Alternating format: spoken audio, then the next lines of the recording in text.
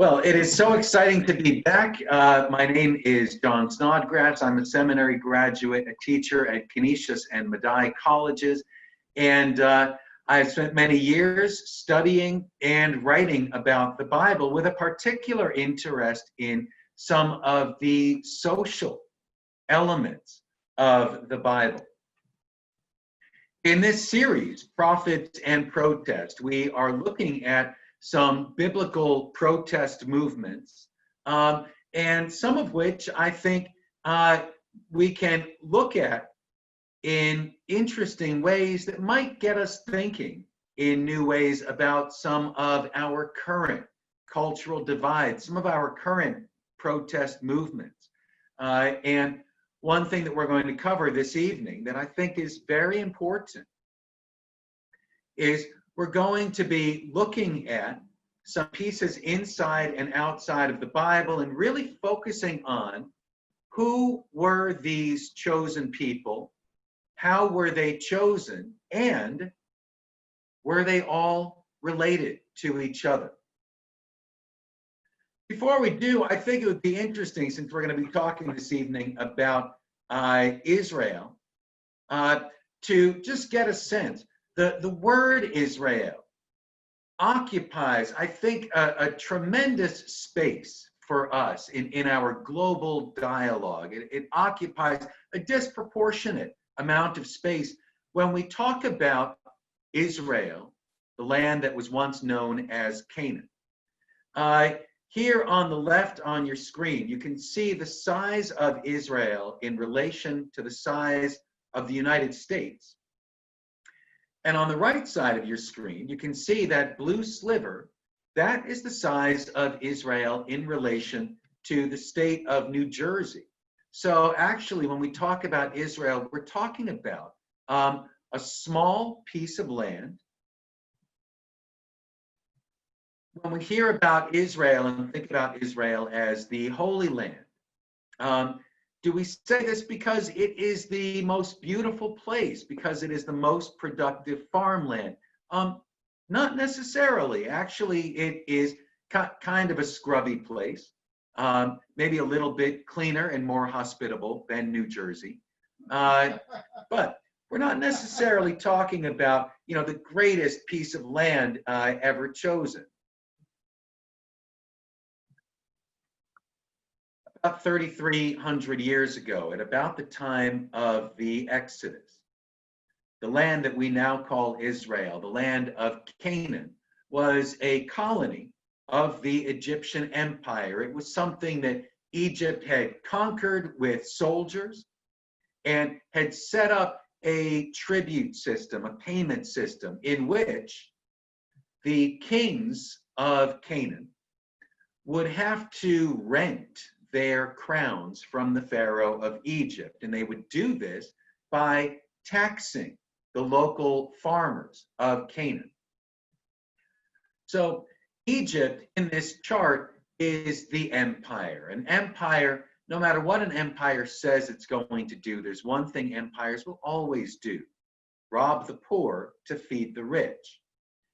Egypt was an empire that had many colonies, including Canaan, which was a piece of land about the size of New Jersey that was broken up into 30 different nation states. When I say a nation state, I mean essentially a castle surrounded by farmlands.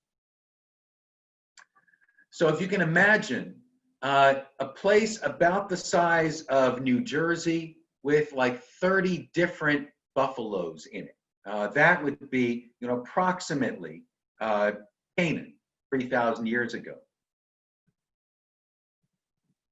I have managed now to freeze my screen. Just a moment, please. No. There we go.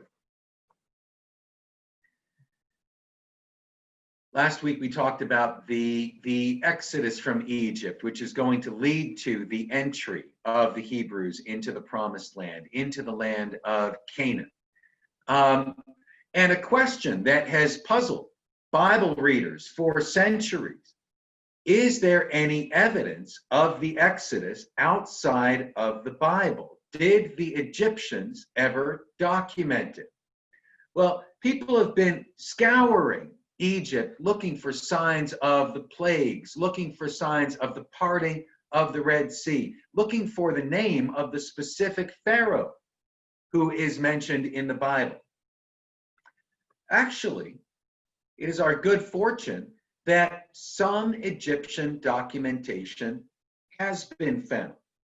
Not necessarily the Exodus as we know it, and not necessarily the parting of the Red Sea.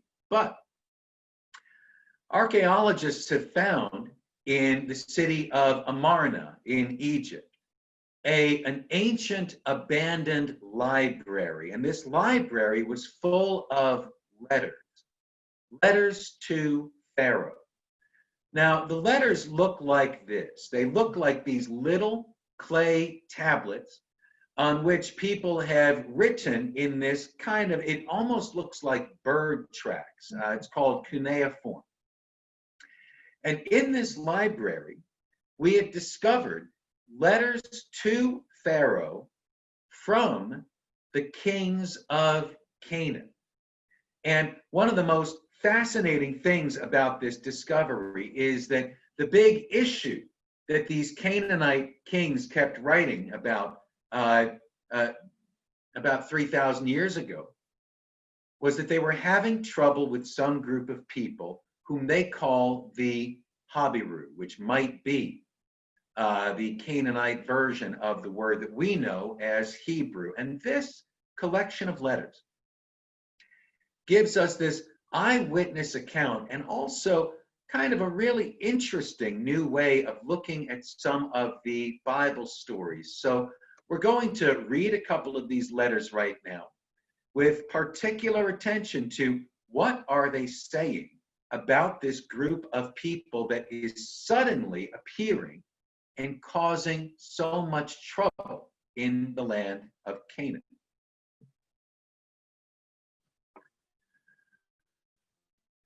Letters, they tend to begin with a lot of compliments. Pharaoh just loved being complimented.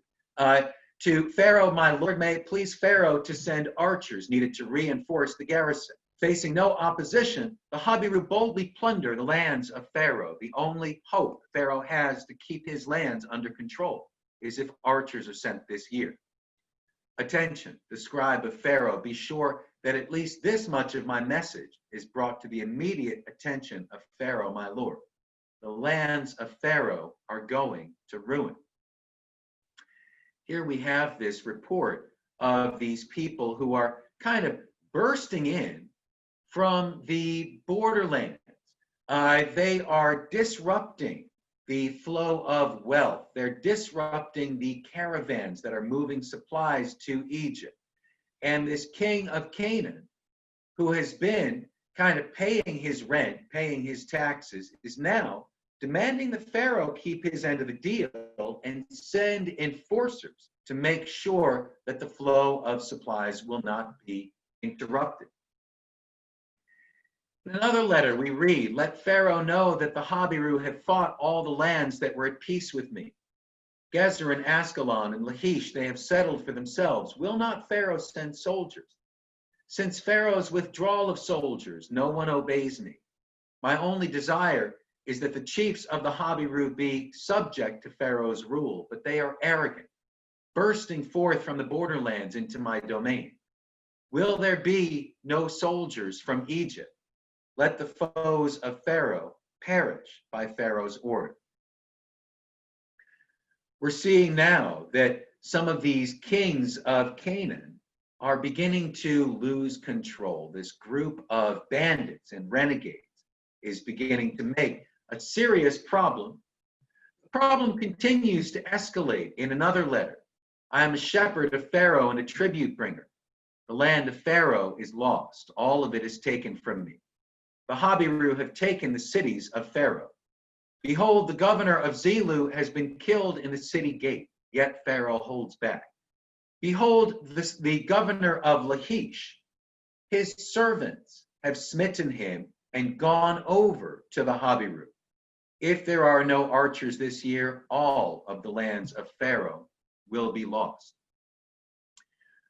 We've been hearing about these outsiders, renegades, who are kind of breaking in from the borderlands. And now we're seeing that this is beginning to inspire local insurrections, even the underlings of the Canaanite kings themselves are beginning to join in this uprising. One last letter for tonight. My city was faithful to the king. Governors of other cities have bowed down, going away from the land quietly, and now we do so as well. The lands of Labiah and Salabini are inhabited by the Habiru chiefs. A servant was sent to collect tribute, that is, sent to collect taxes for the Pharaoh. And the Habiru say, have we not dwelt and toiled upon this land? The garrison commanders have deserted, and now so do we. Now, as the whole Canaanite colonial system is breaking apart, we get this other fascinating clue that Habiru includes not only outsiders coming in, it also includes the farmers, the peasantry. It includes the indigenous peoples of Canaan.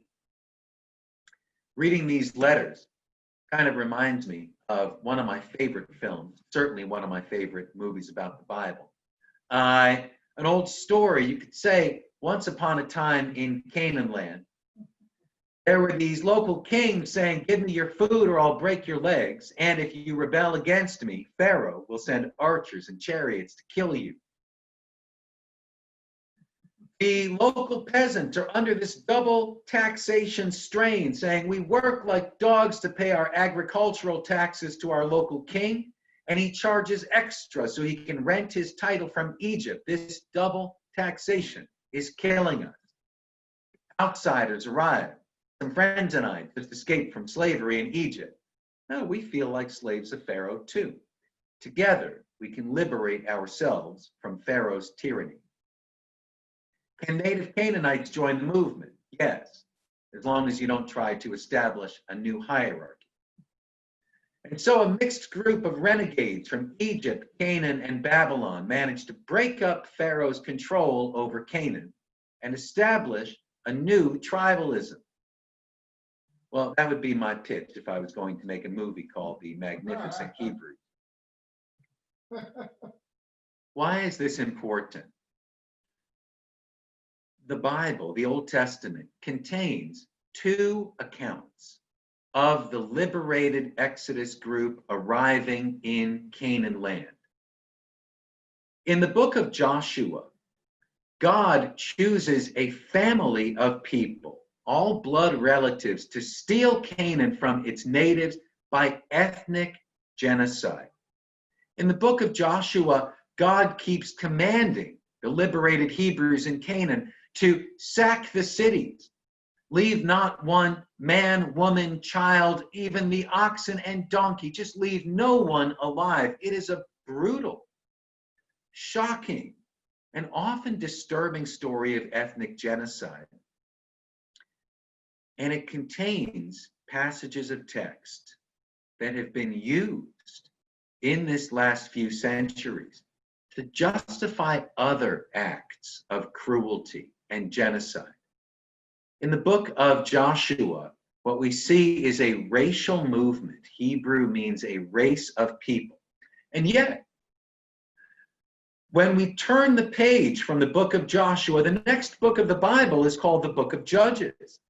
And we read another account of the Hebrews entering Canaan, in which God unites oppressed peoples from Egypt, Canaan, and Babylon to liberate Canaan from the Egyptian Empire. And here, the word Hebrew means a mixed class of people. Both stories are biblical. The difference is that we have recently discovered these documents from Egypt that also look to affirm that the Habiru, the downfall of Canaan, was not a racial genocide movement, but a social class uprising. So the Bible can be read, different books in different ways.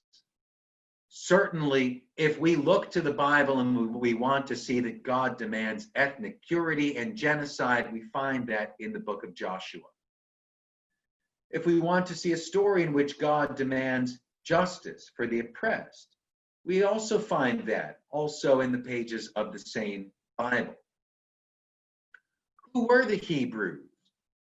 Biblical evidence gives us a fascinating mix of people, about as diverse as you could get in the ancient Near East. Middle Eastern immigrants like Abraham, who was called from Babylon.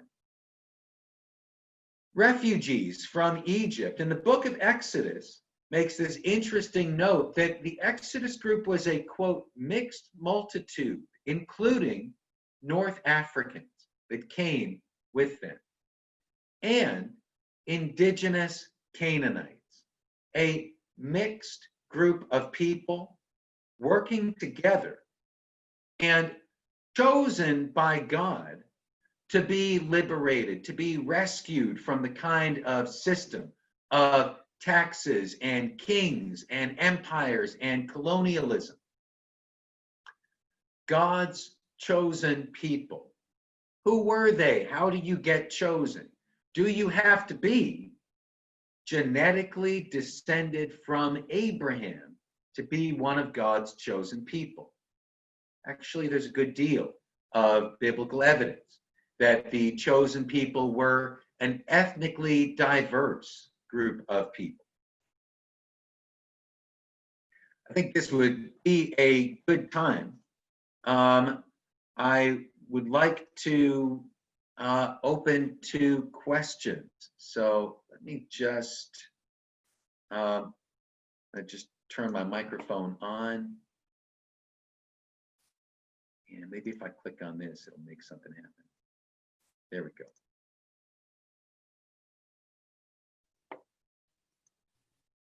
I have one.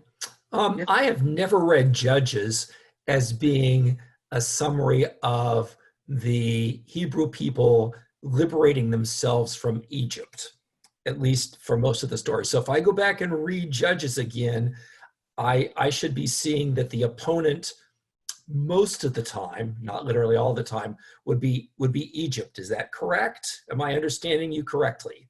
This is a good question.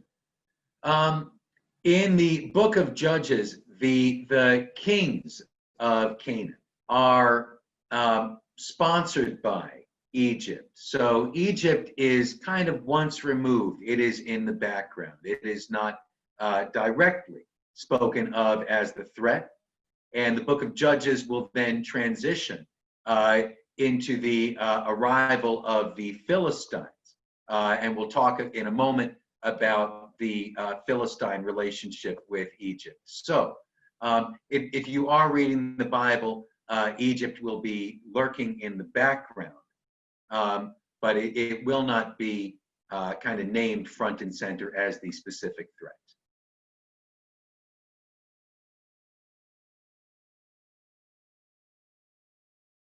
It's a good, sharp question.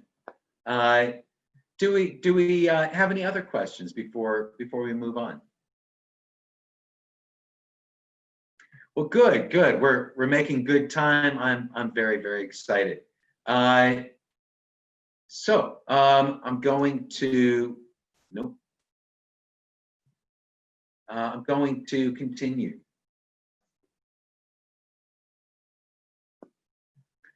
This new experimental community, this re-tribalized community in Israel. Now we make this transition from the land being known as Canaan to the land being known as Israel, and it becomes the testing ground for this experiment in tribal equality. We need to remember here that these were people who, some of whom had come from Egypt or Babylon, some of whom had come from Canaan, all of them knew how a kingdom worked.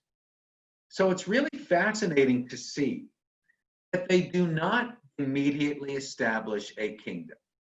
For about 200 years, they are this united group of 12 tribes.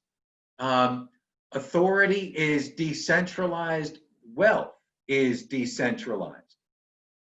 One of the benefits of this tribalism and this shared wealth is that when the neighboring empires look over, for example, if Egypt or if Assyria was to look over and say, well, can we capture that group of people? Can we make them pay tribute to us? There really was no treasury. There was no centralized wealth. There was no king that they could hold hostage and make the people pay. It would make it very, very difficult. So in a way, this time of communalism, this time of sharing, kind of protected the Israelites from ending up a colony, ending up under the boot of one of the neighboring empires. There was some talk at the time. Should we become one of the nations? Would we have greater security by banding together and having a king and a national army? People began to discuss this, and here we see one of the earliest parables in the Bible, which is delivered by Jotham, a son of the prophet Gideon, who, when people gather around and say, we should have a king like the other nations, he tells them this parable of the trees. He says, the trees once went out to anoint a king over themselves. So they said to the olive tree, reign over us. The olive tree answered them, shall I stop producing my rich oil, which gods and mortals are honored by, and go hold sway over the trees? They asked the fig tree, who also said, shall I stop producing my sweetness, my delicious fruit? They asked the grapevine, who answered, shall I stop producing my wine? In the story, the trees want a king, and they ask first the most productive, the most generous, the most bountiful trees, the olive, the fig tree, the grapevine. But all of the trees that they ask look at authority, they look at the kingship as something that will prevent them from being able to provide, something that will prevent them from being able to share. Unfortunately, the trees now really have it in their head that they are going to look for a king. And so next they say to the thorn bush, they say to the bramble, you come and reign over us. The bramble said to the trees, if in good faith you are anointing me king over you, then come and take refuge in my shade. But if not, let fire come out of the bramble and devour the cedars of Lebanon. The trees have become so fixated on this idea of having a king over themselves that they're willing to choose someone, first of all, the thorn bush, who invites them into his shade, clearly a promise that cannot be kept. The thorn bush is not a provider. The bramble is a liar. And it also comes with a threat that if the trees disobey, then the bramble will set the forest on fire. I think this is a very, very powerful parable. I think it's a parable that for some reason kind of rings true in the year 2020. The parable of the trees. The people again, a generation later, came to the prophet Samuel and said, we think we need to have a king like the other nations. Samuel then gives a list he says, well, just to be sure that you really want a king, we're not going to read this whole list, but there's a fascinating pattern in it. Samuel says, if you want a king, what the king is going to do is take from you. He says he will take and appoint for himself and take, until you cry out because of your king, whom you have chosen for yourselves. But the Lord will not answer you in that day. Here again, a great distrust of the idea of kingship, and also a frightening reprisal from the book of Exodus, when the people cried out to the Lord when they were under Pharaoh, and the Lord rescued them. And here the prophet Samuel is saying, if you install your own Pharaoh, you will cry out to the Lord again, and this time there will be no rescue.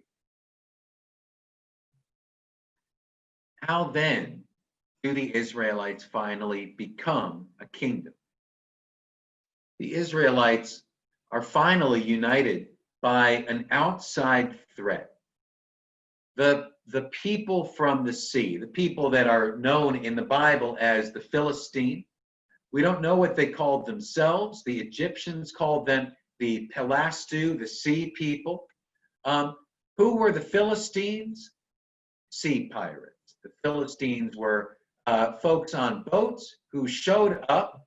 They seem to have originated in the area of Greece. They seem to have been kind of criminals and rabble who got just banished into the ocean itself. And they got onto boats and they just started raiding. They started raiding all of the local shores. They decided after a while that they really wanted to have a land base of operation. And so they decided to invade Egypt. Egypt had always been protected from invasion by the desert, that it was impossible to get an army and enough provisions and water across the desert. But here comes an invasion by sea that the Egyptians were barely able to repulse. And the Philistines went away, they resupplied, and they invaded Egypt again. Once again, the Egyptians barely managed to get rid of them. But when they realized that the Philistines were going to keep coming, the Egyptians got this idea. They said, if you really want to invade someplace, go take over Canaan, go conquer Israel. In this way, Egypt, which kind of remembered the embarrassment of the overthrow in Canaan, saw a way of killing two birds with one stone. The Philistine invasion hit incredibly hard. They came in from the sea. The Philistines were like Vikings. They just came, they tore everything to pieces. They established themselves very, very quickly. And the 12 tribes of Israel found themselves in a position where they could not repulse this invasion without a unified army. But it also put them in this difficult position. Can you defeat a monster without becoming one? The Israelites will establish a unified army, a wartime general, Saul. They will start calling him a king. And Saul will be followed by kind of a young war celebrity by the name of David. David will successfully manage to stop the Philistine invasion. But David's success and David's celebrity, his heroism, are going to have certain effects on the chosen people of Israel. One of the most famous quotes in the Bible, in the second Psalm, where God establishes David on the hill of Zion. and says, "You are my son. Today I have begotten you," meaning today I have adopted you. David becomes, at least by the report of the Psalms, David becomes the adopted son of God. And this is going to really change things in Israel. The tribal revolution had been about equality for all people and making sure that nobody had special access to God, that nobody could get between the people and their God. But in the time of David, we're going to see a major change. Once you've got one person who is said to be the most chosen, the favorite of God, it's no surprise when very quickly the whole system changes and an apparatus of government grows up around David. This is additionally difficult to follow in the Bible because the transition is handled using, certain keywords. Mount Zion, the hill on which stood the city of Jerusalem. David will personally lead his personal army to conquer this city on the hill, and it will become not one of the cities of Israel. It will become his personal property. It will become the city of David. He will also keep the inhabitants of the city there. He will install himself as a king in a nation that is actually still full of Canaanites, because Jerusalem was on a hill, because it was a walled city. It was one city that the Hebrews had never been able to overthrow until the time of David. So there's going to be this melding of traditions, and it's really going to change the course of the Hebrew story.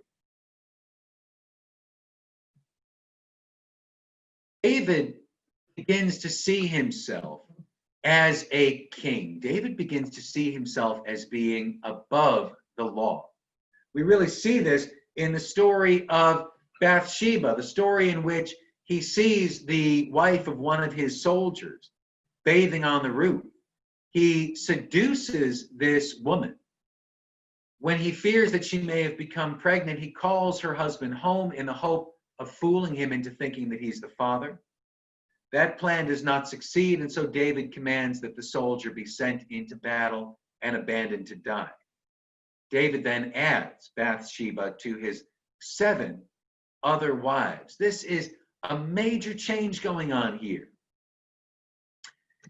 It is a scandal that is so powerful that even the chroniclers of the Bible, who considered David to be the most wonderful person since Moses, even they could not silence this scandal. Even they had to put it in there. In this famous scandal, David breaks several of the 10 Commandments. And we're faced with a difficult question. Is a king, even an anointed one, even a king who has had oil poured on his head by prophets and priests, is a king above the law? Shortly after the Bathsheba episode, we see another of the earliest parables in the Bible. This one is the prophet Nathan, who comes to David and tells him a story. He says there were 2 men in a certain city, the one rich and the other poor. The rich man had very many flocks and herds, but the poor man had nothing but one single lamb.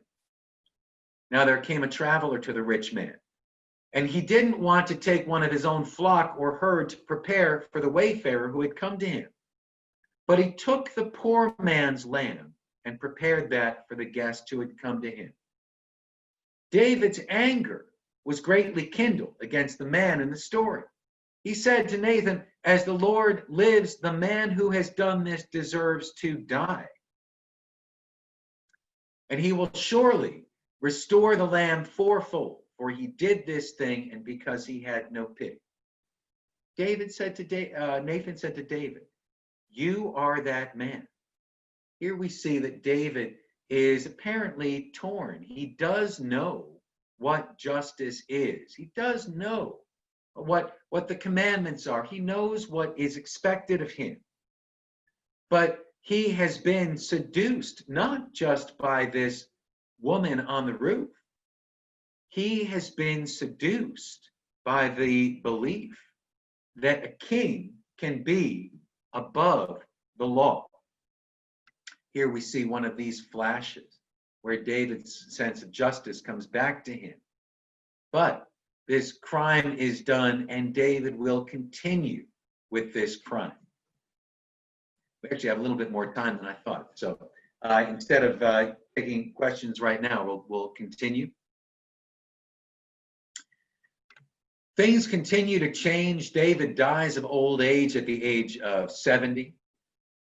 Just before he dies, Bathsheba reminds him of a promise that their son Solomon would take the throne after him.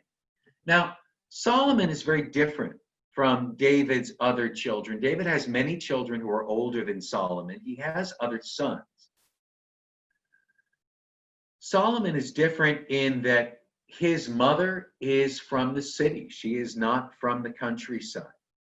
Solomon has lived his life in the city.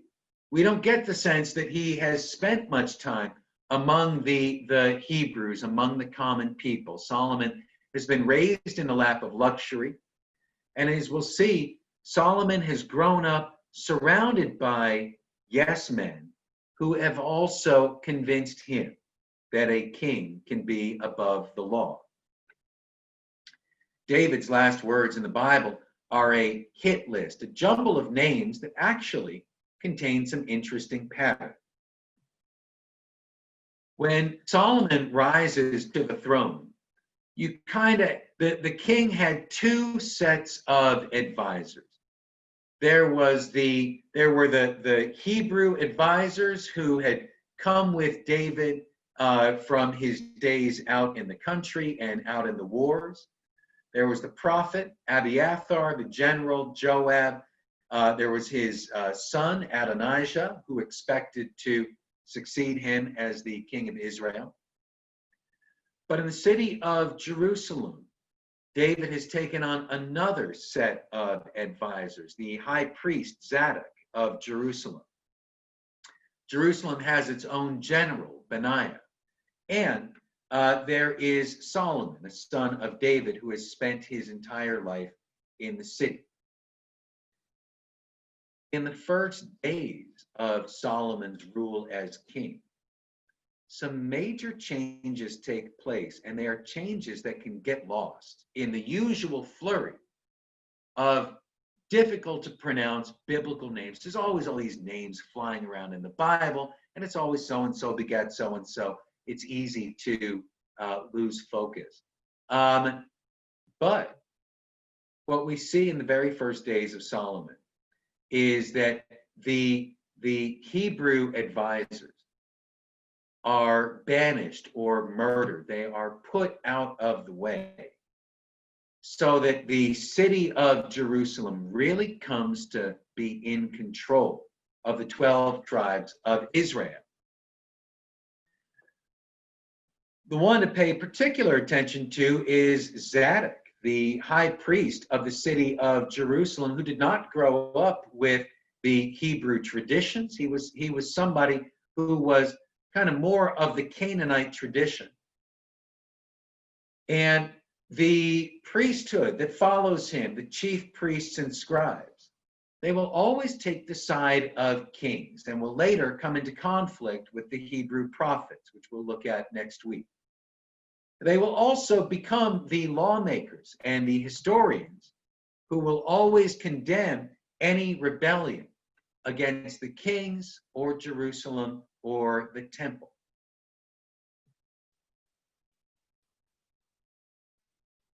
Solomon launches some sweeping reforms. One of the things that he does is he breaks up the old 12 tribal system. Instead, he redistributes the land, he re-breaks the land, and establishes a system where the land will be broken up into 12 districts, and each one will be responsible for supporting Solomon's household for one of the months of the year. Then we read this list of what this entailed. 12,000 pounds of flour, 24,000 pounds of meal, 10 fat oxen a month, 20 pasture-fed cattle, 100 sheep, besides deer, gazelles, roebucks, and fatted fowl. Here, we see the establishment of this taxation system. Solomon also taxes the people for this major building project, the Jerusalem temple, which is going to mean shutting down all of the local places of worship. How is the temple built?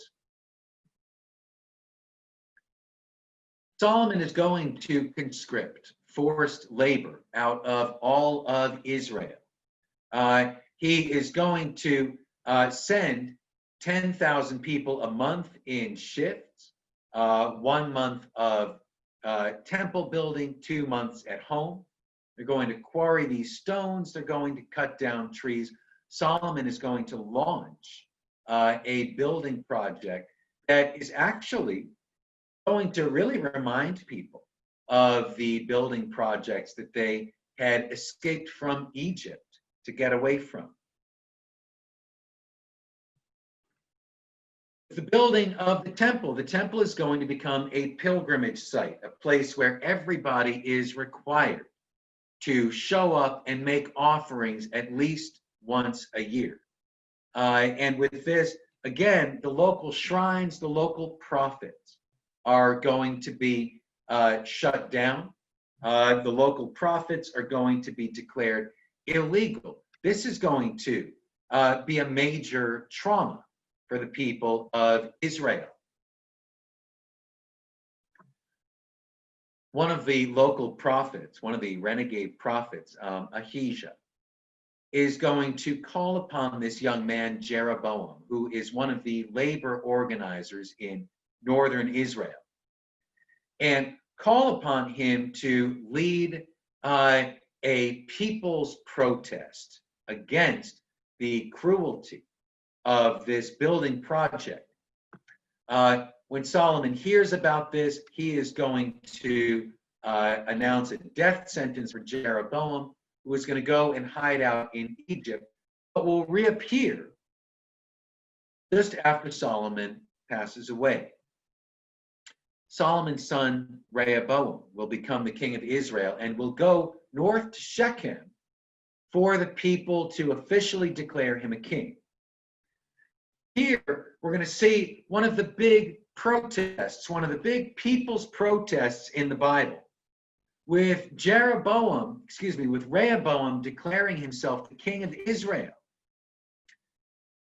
Jeroboam, I know this is confusing, I'm not the inventor of it, but is going to lead this massive group of people and say, your father made our yoke heavy. Yoke means that which binds an ox to a plow. Now, therefore, lighten the hard service of your father, and his heavy yoke be placed on us, and we will serve you. The king said, go away for 3 days, come again to me. So the people went away. Boaz went advisors, the older men who had attended his father Solomon, saying, how do you advise me to answer this people? The older men answered him, if you will be a servant to these people today and serve them and speak good words to them when you answer, then they will be your servants forever. The advice that Rehoboam gets is to listen to the people and to promise to be a better king. Unfortunately, he and consults the young men who had grown up with him. Now, his young friends, his drinking buddies, his cronies, his yes men are going to give very different. They're going to say, thus you should say to the people, my little finger is thicker than my father's loins. Whereas my father laid upon you a heavy yoke, I will add to your yoke. My father disciplined you with whips, but I will discipline you with scorpions. Jeroboam once again leads this group of people, and they are answered by the king, who disregards the advice of the older men and spoke to them according to the advice of the older men. When the protesters heard that Rehoboam was not going to be a just king and that he was going to whip them with scorpions, they essentially did a massive walkout. They chanted this protest song as they marched. We have no inheritance in the son of Jesse. To your tents, O Israel. Look now to your own house.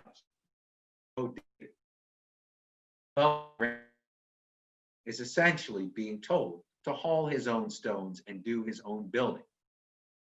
A few days later, he sends the captain of forced labor around to see if anybody will come and work.